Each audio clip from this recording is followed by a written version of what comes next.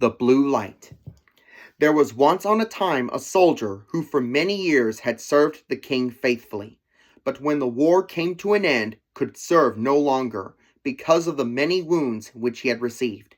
The king said to him, "You may return to your home. I need you no longer, and you will not receive any more money, for he only receives wages who renders me service for them." Then the soldier did not know how to earn a living, went away greatly troubled, and walked the whole day, until in the evening he entered a forest. When darkness came on, he saw a light, which he went up to, and came to a house where a witch lived. "Do give me one night's lodging, and a little to eat and drink," said he to her, "or I shall starve." "Oh ho!" she answered, "who gives anything to a runaway soldier? Yet I will be compassionate, and take you in, if you will do what I wish." "What do you wish?" said the soldier. "That you should dig all round my garden for me tomorrow." The soldier consented, and next day labored with all his strength, but could not finish it by the evening. "I see well enough," said the witch, "that you can do no more today, but I will keep you yet another night, in payment for which you must tomorrow chop me a load of wood, and make it small." The soldier spent the whole day in doing it, and in the evening the witch proposed that he should stay one night more. "Tomorrow you shall only do me a very trifling piece of work. Behind my house there is an old dry well, into which my light has fallen.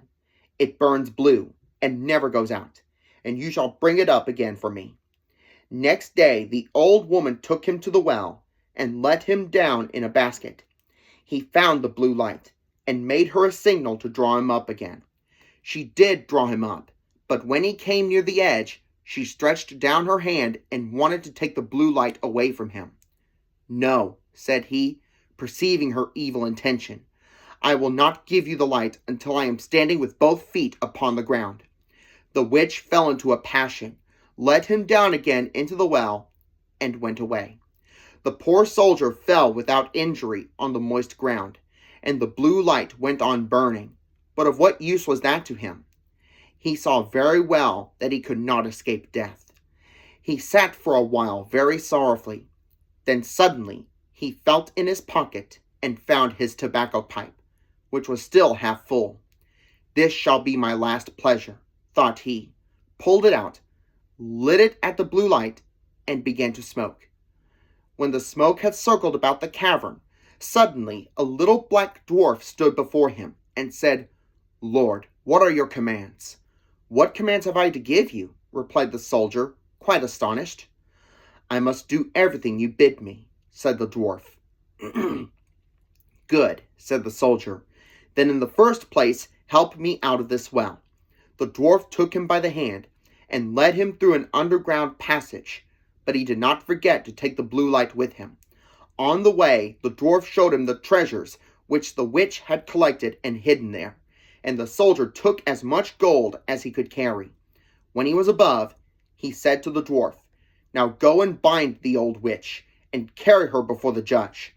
In a short time she, with frightful cries, came riding by, as swift as the wind on a wild tomcat, and not long after that the dwarf reappeared. "It is all done," said he, "and the witch is already hanging on the gallows." "What further commands does my lord have?" inquired the dwarf. "At this moment, none," answered the soldier. "You can return home. Only be at hand immediately if I summon you. Nothing more is needed than that you should light your pipe at the blue light, and I will appear before you at once."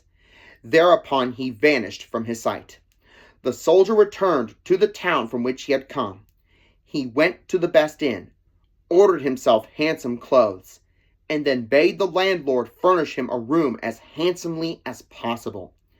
When it was ready and the soldier had taken possession of it, he summoned the little black dwarf and said, "I have served the king faithfully, but he has dismissed me and left me to hunger, and now I want to take my revenge." "What am I to do?" asked the dwarf. "Late at night, when the king's daughter is in bed, bring her here in her sleep. She shall do servant's work for me." The dwarf said, "That is an easy thing for me to do, but a very dangerous thing for you, for if it is discovered, you will fare ill."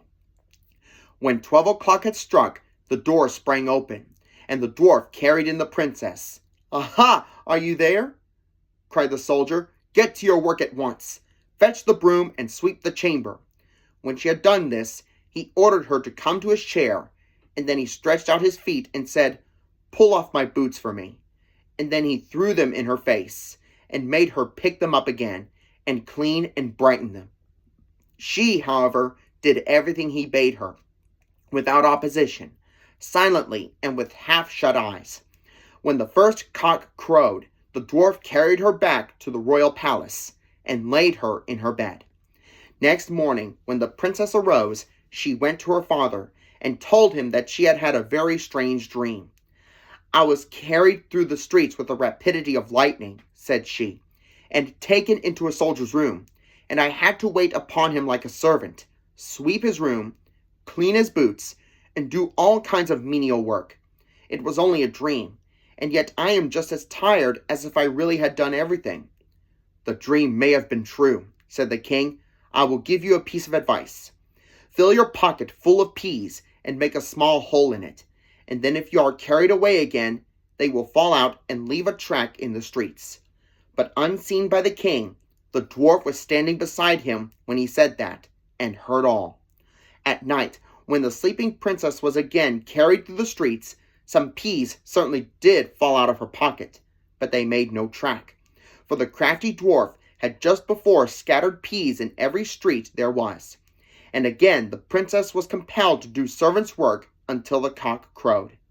Next morning the king sent his people out to seek the track, but it was all in vain, for in every street poor children were sitting, picking up peas and saying, "It must have rained peas last night." "We must think of something else," said the king. "Keep your shoes on when you go to bed, and before you come back from the place where you are taken, hide one of them there. I will soon contrive to find it." The black dwarf heard this plot, and at night, when the soldier again ordered him to bring the princess, revealed it to him, and told him that he knew of no expedient to counteract this stratagem, and that if the shoe were found in the soldier's house, it would go badly with him. "Do what I bid you," replied the soldier. And again this third night the princess was obliged to work like a servant, but before she went away, she hid her shoe under the bed. Next morning the king had the entire town searched for his daughter's shoe. It was found at the soldier's, and the soldier himself, who at the entreaty of the dwarf had gone outside the gate, was soon brought back and thrown into prison. In his flight he had forgotten the most valuable things he had, the blue light and the gold, and had only 1 ducat in his pocket. And now, loaded with chains, he was standing at the window of his dungeon, when he chanced to see one of his comrades passing by. The soldier tapped at the pane of glass, and when this man came up, said to him, "Be so kind as to fetch me the small bundle I have left lying in the inn, and I will give you 1 ducat for doing it." His comrade ran there and brought him what he wanted. As soon as the soldier was alone again, he lighted his pipe and summoned the black dwarf. "Have no fear," said the latter to his master. "Go wherever they take you, and let them do what they will. Only take the blue light with you." The next day the soldier was tried, and though he had done nothing wicked, the judge condemned him to death. When he was led forth to die, he begged a last favor of the king. "What is it?" asked the king. "That I may smoke 1 more pipe on my way." "You may smoke 3, answered the king, "but do not imagine that I will spare your life." Then the soldier pulled out his pipe and lighted it at the blue light, and as soon as a few wreaths of smoke had ascended, the dwarf was there with a small cudgel in his hand, and said, "What does my lord command?" "Strike down to earth that false judge there, and his constable, and spare not the king who has treated me so ill." Then the dwarf fell on them like lightning, darting this way and that way, and whoever was so much as touched by his cudgel fell to earth, and did not venture to stir again. The king was terrified. He threw himself on the soldier's mercy, and merely to be allowed to live at all, gave him his kingdom for his own, and the princess to marry.